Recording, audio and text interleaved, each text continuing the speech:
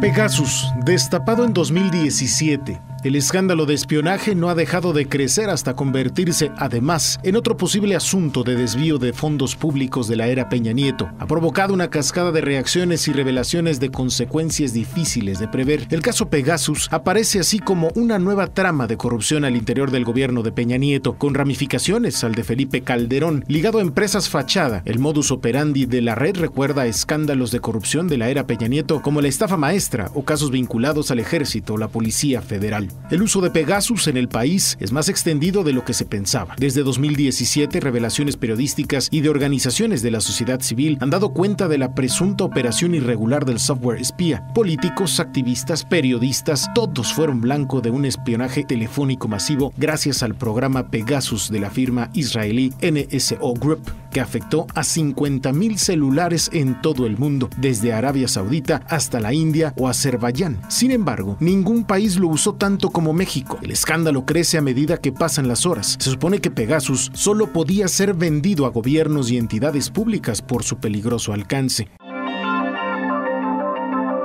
En estos años se ha informado igualmente sobre las contrataciones públicas del malware, la mayoría durante el gobierno de Enrique Peña Nieto, repartidas entre la vieja Fiscalía, el Ejército y la Agencia Federal de Espionaje y el CISEN. La Fiscalía General de la República dijo que una empresa privada, KVH Track, había operado el malware. NSO Group, fabricante de Pegasus, siempre ha mantenido que sus únicos clientes son gobiernos. Amnistía Internacional y la plataforma Forbidden Stories, en colaboración con medios de varios países, revelaron que clientes del malware, desarrollado y pensado para la lucha contra el crimen organizado y el terrorismo, lo usaron en realidad para espiar a periodistas, activistas y opositores políticos. México destaca en la lista por la cantidad y calidad de objetivos potenciales del malware, muchos desconocidos hasta ahora, entre ellos el actual presidente, Andrés Manuel López Obrador, y su entorno cercano. Diseñado como herramienta en la lucha contra la delincuencia organizada, el historial de mala praxis en la operación de Pegasus es largo y enredado. En México, las primeras víctimas del malware se conocieron entre mediados de 2016 y principios del 2017. Entre ellos estaba un periodista que había investigado un conflicto de intereses de Peña Nieto y un grupo de abogados y activistas que habían batallado para que el gobierno impusiera un impuesto a los refrescos.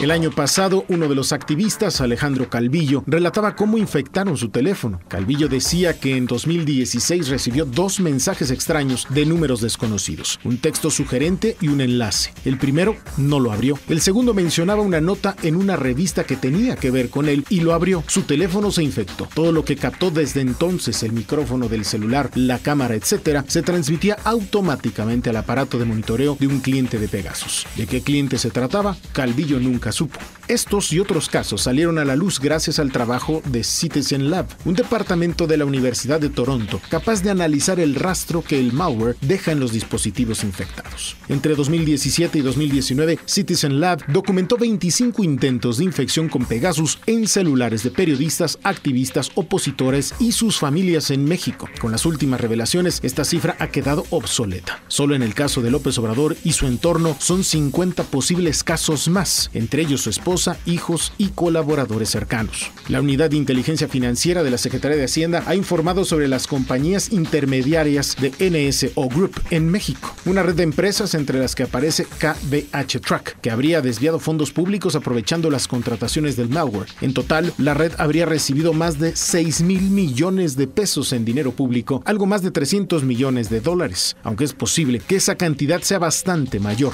Investigaciones periodísticas en los últimos años han revelado la existencia de contratos cuyas cantidades trascienden los datos de la UIF.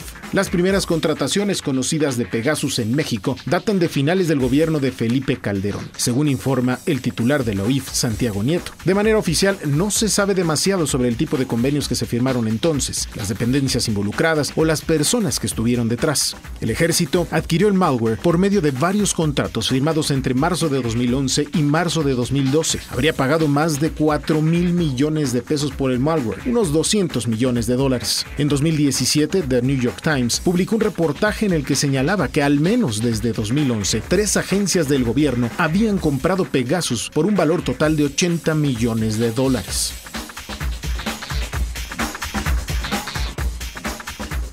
La consolidación de las relaciones entre NSO Group y el gobierno mexicano llegaron de todas formas en el sexenio siguiente, ya con Peña Nieto en el poder. Fue entonces cuando el uso de Pegasus se disparó. El contrato del que más datos se conocen hasta el momento es el que firmó la antigua Fiscalía con una intermediaria de NSO en 2014, Grupo Techbull, por $32 millones.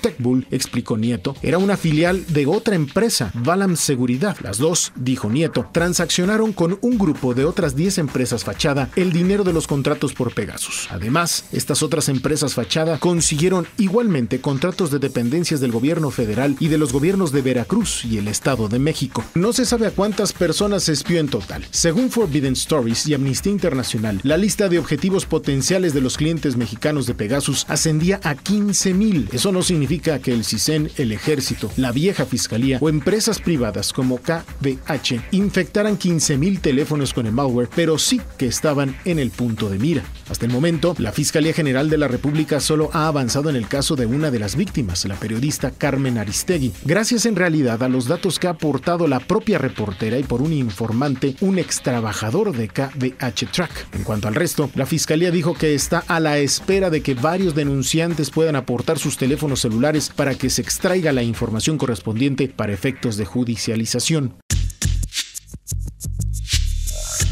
A 4 años de las primeras denuncias, el avance de la dependencia resulta escaso. Las organizaciones de la sociedad civil que han seguido el caso, como el Centro de Derechos Humanos Miguel Agustín Pro, la Red en Defensa de los Derechos Digitales, han tratado de conseguir información sobre los contratos públicos de Pegasus a través de la Ley de Transparencia de México, sin éxito. Han criticado la lentitud de la Fiscalía y su falta de transparencia. La Fiscalía era uno de los entes que había usado el programa. Un vocero de la entidad aseguró que las pesquisas están en desarrollo. Por el secreto de la misma, no podemos revelar nada. Desde hace 4 años, las víctimas de Pegasus se preguntan quiénes y por qué trataron de infectar sus teléfonos. A falta de confirmación oficial, el por qué parece claro en algunos casos. Son personas que molestaban al gobierno, bien por su insistencia en empujar reformas legislativas o bien por investigaciones sobre el actuar de la propia administración. En otros, el motivo es algo más confuso. La empresa que desarrolló Pegasus, la israelí NSO Group, se pronunció para decir que la investigación periodística que destapó los espionajes es endeble y subrayó a través de un comunicado de prensa que su tecnología se vende únicamente a agencias policiales y de inteligencia de determinados gobiernos con el único propósito de salvar vidas mediante la prevención del crimen y los actos terroristas.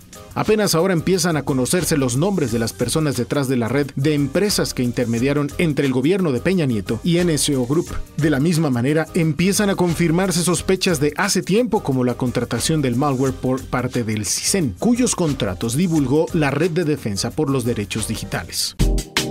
Quedan en la mira los titulares del Ejército en el sexenio pasado y el anterior, los generales Salvador Cienfuegos y Guillermo Galván, el secretario de Gobernación de Peña Nieto, Miguel Ángel Osorio Chong, el titular de la Fiscalía entonces, Jesús Murillo Caram, y su jefe de investigadores, Tomás Cerón, artífice del contrato con Techbull. Para el reportaje Noticias RTQ, Edson Ávila.